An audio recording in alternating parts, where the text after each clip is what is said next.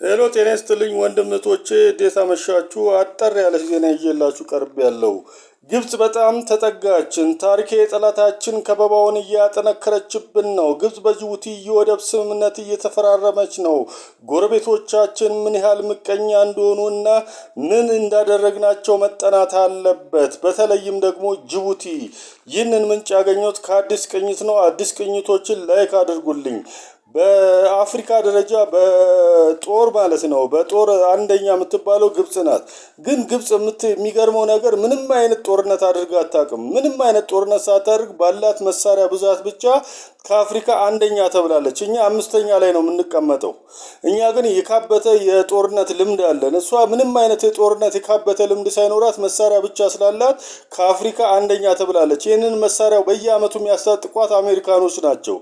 አሜሪካኖች እያስታጥቋት ይህንን መሳሪያ መሰረት ባደረገ ሁኔታ በሚያወጡት የአመታዊ የወታደር አቅም ልኬት ግብጽን ከአፍሪካ አንደኛ ያስቀምጧታል። እኛን አምስተኛ ነው የሚያስቀምጡን።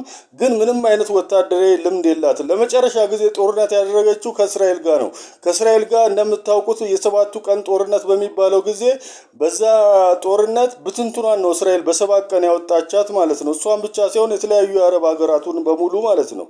እና ከዛ በኋላ ምንም አይነት ጦርነት አድርጋ ማታቅ ሀገር አንደኛ እየተባለች ያለ መሳሪያ ብዛት ማለት ነው። ያ መሳሪያ ብቻውን ጀግና ሊሆን አይችልም። የካበተ የጦር ልምድ ያለን እኛ ነን።